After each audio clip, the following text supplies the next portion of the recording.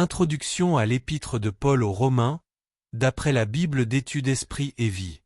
Auteur, Paul. Thème, révélation de la justice de Dieu.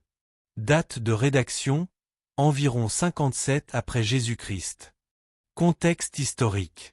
L'épître aux Romains est la lettre de Paul la plus longue, la plus théologique et la plus influente, ce qui explique sans doute pourquoi elle a été placée en tête de ces 13 écrits néo-testamentaires. Paul a écrit l'épître aux Romains dans le cadre de sa mission apostolique envers le monde païen. Contrairement à certaines traditions ecclésiastiques, l'Église romaine ne fut pas fondée par Pierre ni aucun autre des disciples. Il est fort possible que l'Église de Rome ait été établie par des convertis de Paul en Macédoine et en Asie, ou encore par des Juifs et des prosélytes qui s'étaient convertis le jour de la Pentecôte, Actes 2 verset 10. Paul ne considérait pas Rome comme le territoire exclusif d'un autre apôtre, Romains 15 verset 20. Dans l'épître aux Romains, Paul dit aux croyants de Rome qu'à plusieurs reprises il avait prévu de venir leur prêcher l'Évangile, mais que jusqu'à présent, il en avait été empêché, chapitre 1 verset 13 à 15, 15 verset 22. Il affirme son ardent désir de se rendre chez eux, et leur fait part de ses projets de s'y rendre bientôt, chapitre 15 verset 23 à 32. Au moment de la rédaction de l'épître, vers la fin de son 3e voyage missionnaire, voir chapitre 15 versets 25 à 26, acte 20 versets 2 à 3. 1 Corinthiens 16 versets 5 à 6, Paul se trouvait à Corinthe et séjournait comme invité dans la maison de Gaius, Romains 6 verset 23, 1 Corinthiens 1 verset 14. Pendant que son assistant Tertius composait la lettre sous sa dictée, chapitre 16 verset 22, Paul prévoyait de revenir à Jérusalem pour le jour de la Pentecôte, acte 20 verset 16, probablement au printemps 57 ou 58, et d'apporter personnellement l'offrande des églises païennes pour les saints de Jérusalem éprouvés par la pauvreté, chapitre 15 versets 25 à 27. Immédiatement après, Paul projetait d'aller prêcher l'Évangile en Espagne, et en passant, de rendre visite à l'église de Rome afin d'obtenir une aide de la part de ses membres avant de continuer sa route vers l'ouest, chapitre 15 versets 24 et verset 28. But. Paul a écrit cette lettre afin de préparer le terrain en vue de son prochain ministère à Rome et de sa mission prévue en Espagne. Il avait en cela 2 objectifs. Premièrement, parce que les Romains avaient de toute évidence entendu des propos déformés au sujet de sa prédication et de sa théologie, par exemple, chapitre 3 verset 8, 6 versets 1 à 2 et verset 15, Paul pensait nécessaire de mettre par écrit l'Évangile qu'il prêchait depuis 25 ans. Deuxièmement, il cherchait à corriger certains problèmes dans l'Église qui provenaient des mauvaises attitudes des Juifs à l'égard des gentils, par exemple, chapitre 2 versets 1 à 29, 3 versets 1 et verset 9, et des gentils à l'égard des Juifs, par exemple, chapitre 11 versets 11 à 32. Vue d'ensemble. Le thème de l'épître aux Romains est présenté dans le chapitre 1 versets 16 à 17, à savoir quand la personne du Seigneur Jésus est révélée la justice de Dieu, réponse à sa colère à l'encontre du péché.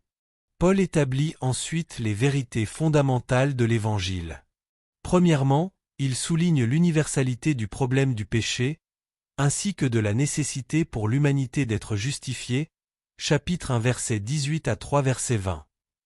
Puisque juifs et gentils sont sans distinction coupables de péché, et donc sujets à la colère de Dieu, il s'ensuit que personne ne peut être justifié devant Dieu si ce n'est par le don de la justice par la foi en Jésus-Christ, chapitre 3 verset 21 à 4 verset 25.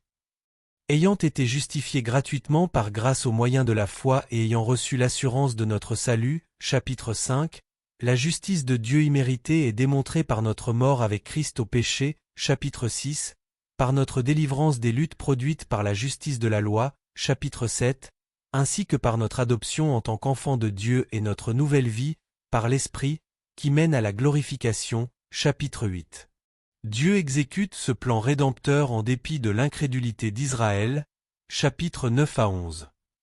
Pour terminer, Paul déclare qu'une vie transformée en Jésus-Christ ne se manifeste en pratique que par l'exercice de l'amour et de la justice dans tous les domaines du comportement social, civil et moral, chapitre 12 à 14. Paul conclut l'épître aux Romains par une explication de ses projets personnels, chapitre 15, une longue série de salutations personnelles, une exhortation et une doxologie finale, chapitre 16. Caractéristiques particulières.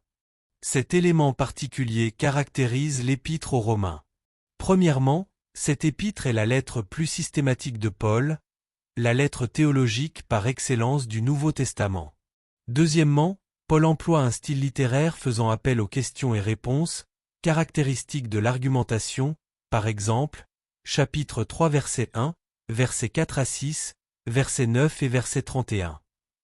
Troisièmement, Paul utilise fréquemment l'Ancien Testament dans sa présentation de la nature véritable de l'Évangile. Quatrièmement, Paul présente la « justice de Dieu » comme la révélation principale de l'Évangile, chapitre 1 versets 16 à 17. Dieu rétablit toutes choses en Jésus-Christ et par Jésus-Christ. Cinquièmement, Paul présente les deux aspects du péché, ainsi que la réponse de Dieu en Christ pour chacune de ses facettes. A.